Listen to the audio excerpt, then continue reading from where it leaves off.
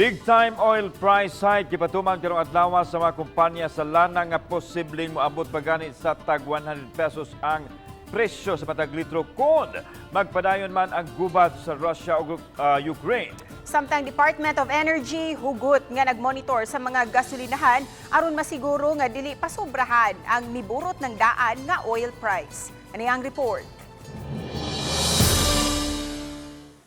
Sugod ka ganinang alas 6 sa buntag, may patuman og 5.85 pesos nga aumento sa presyo sa diesel, 3.60 usab sa gasolina ug 4.10 sa kerosene.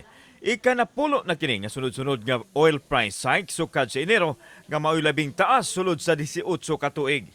13.25 pesos na ang kinatibuk ang aumento sa gasolina, 17.50 na usab sa diesel, 14.40 sa kerosene sukad sa Enero nining tuiga. Usa sinungdan sa pagburot sa lana mao ang gubot sa Russia ug Ukraine. Wala man yun mag-directly import from Russia or Ukraine. No?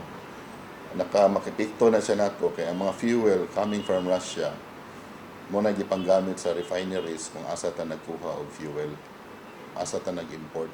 Gibutyag ni Attorney Mark Camalio, ang direktor sa Department of Energy Visayas Field Office, gikinahanglan musubay lang ang mga gas station sa gitugot nga presyo. Kadtong masakpan magatubang og silot sa kagamhanan. Among auhag lang sa mga tao, no, to be vigilant inig mga magpatubil mo gasolina o fuel, no. So mailahan na ninyo kung makabantay mo nga murag na short change mo sa inyong fuel. Feel free to file your complaint sa office, no, kaya ato rin ang i-address, no. Usa sa gitutukan usab sa Department of Energy ang mga nagnegosyo og LPG refilled canister, ilabi na kay misaka ang presyo sa LPG. Walay padaplin sa DOE official ang posibilidad nga maabot sa usa ka gatos ka pesos ang presyo matag litro sa lana. So maabot nga mga adlaw busa adunay tambag ang DOE nining panahona. Practice tag exercise lakaw, no. So mora na siya efficient use of fuel lang yun. Kauban si Clover Lumayag, ako si Alan Domingo. Balitang Bisdak.